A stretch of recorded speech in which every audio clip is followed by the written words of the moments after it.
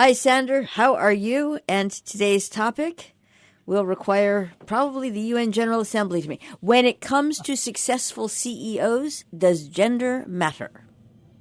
Well, this is a very, very controversial topic, Jill. Very controversial. A lot has been written on it.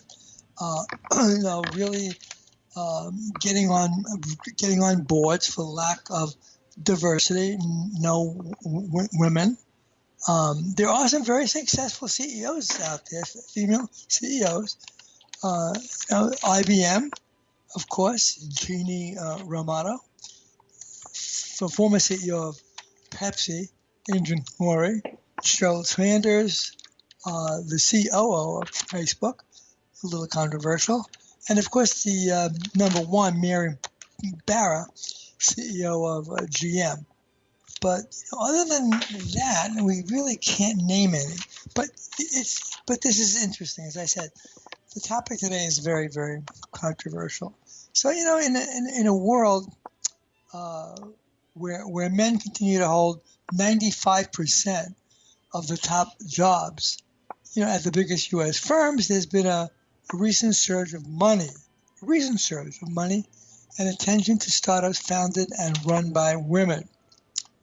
Over the past couple of years, we've seen an unprecedented number of unicorn evaluations for companies with women in charge. It starts, upstarts like Glossier, the cosmetics firm, Rent the Runway, women, nabbing, big funding.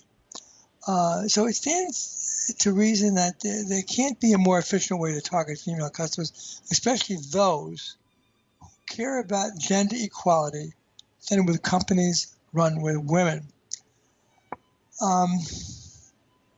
So a company founded by women, especially if it makes a product for women, will operate in a different and better way than one founded by a man. Both the research, this is very, very controversial. Both a Pew Research Center survey and researchers at the U.S. Naval Academy and Harvard have found that female leaders are viewed as more compassionate and empathetic, and people think they create safe and respectful workplaces. Well, according to Business Week, that reasoning is flawed. Just having more women in charge, even ones who define their missions as feminist, does not mean greater equality for women. Not as a guarantee of a well-run firm.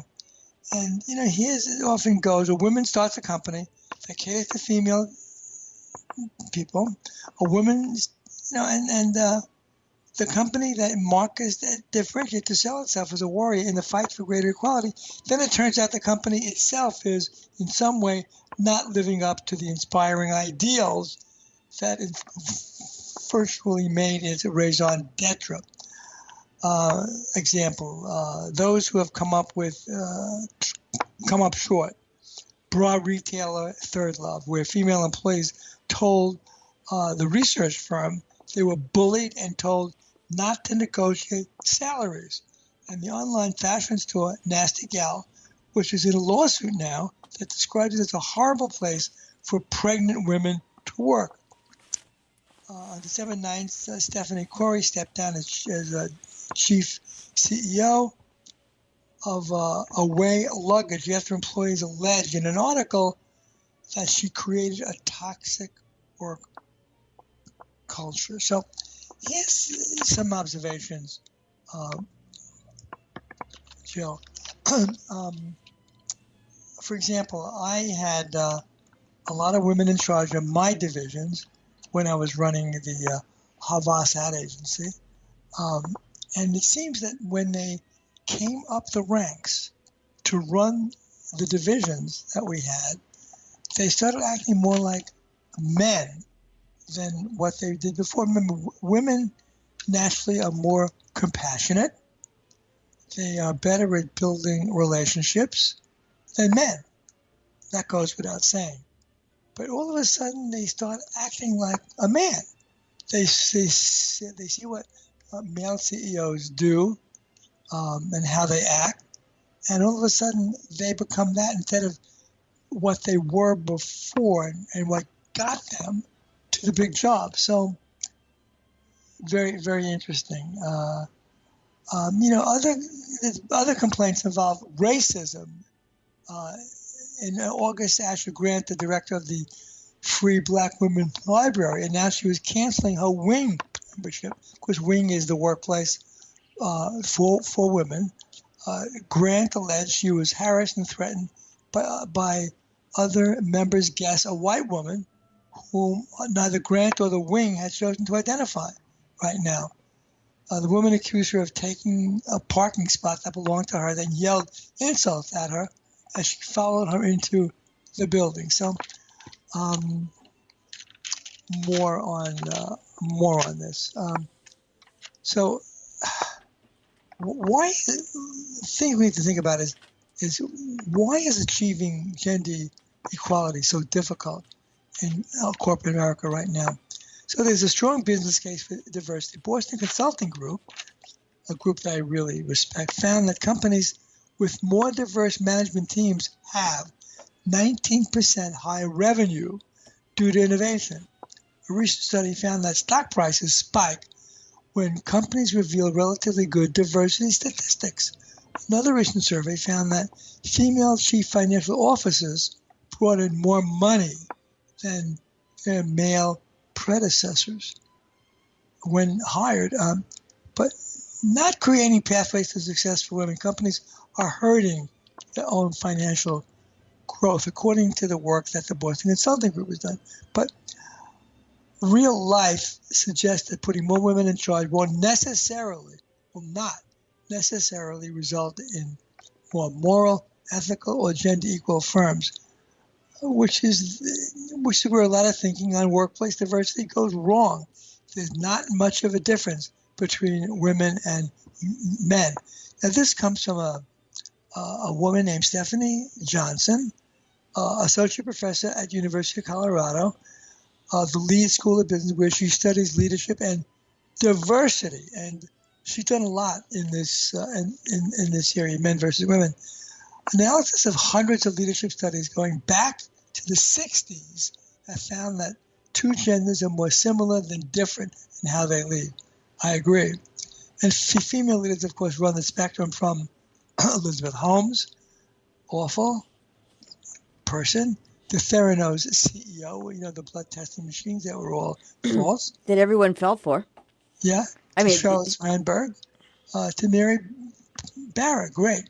Just as men range from Martin Shkreli, who's now in jail, to Zuckerberg, to Warren Buffett. But, it's harder to see the range of leadership archetypes among women because there aren't many to choose from. So the bad ones tend to stick out big time. The former CEO of Avon, awful. She did well within her past job, corporate, but then she became CEO and Avon was awful. So that's a little bit about where we are right now. And the companies run by women can fall prey to the same group think as those run by men. Many startup founders, male or female, turn to people they know as early hires. Bad mistake. I made some bad mistake.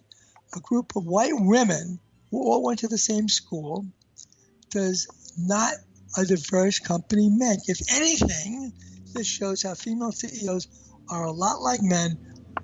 When facing the same corporate pressures as any other business, they react a lot like their male peers, which I have seen. So, for example, Uber Technologies hired its first senior HR executive in 2014, 5 years from its founding, when it's already had 500 employees.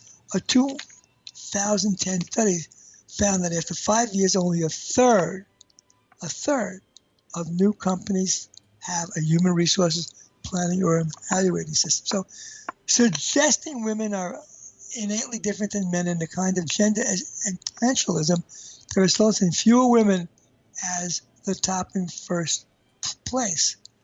And of course, female CEOs are judged more harshly ethical failures than men. They were in the press a lot more because persistent gender stereotypes that tend to categorize women as having more communal traits than men.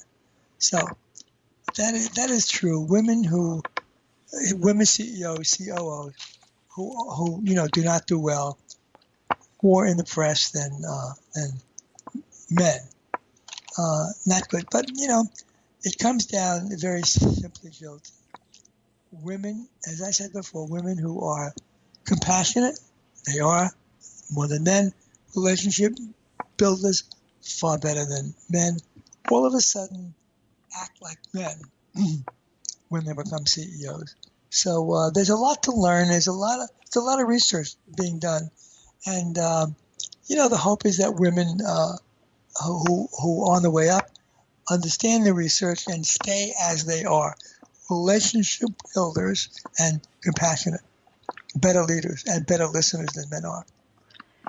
So a little bit about that. And I wonder, are there are there books and is there education on the subject? As far as for women, I'm just curious because we all know of people of both genders, as you have indicated here, who have come a cropper. But I just wonder if there are studies or not studies, but if there is education around, hey, don't throw out what got you to this place to begin with. There are. I think women should look up this Dr. Stephanie Johnson of University of Colorado. She's done a lot of articles on it, and she's done a lot of research, and she's one of the experts in it. So I definitely would look her up online, Stephanie Johnson. Very good. Thank you very much, Sandra Flaum, Leader's Edge. Have a good day.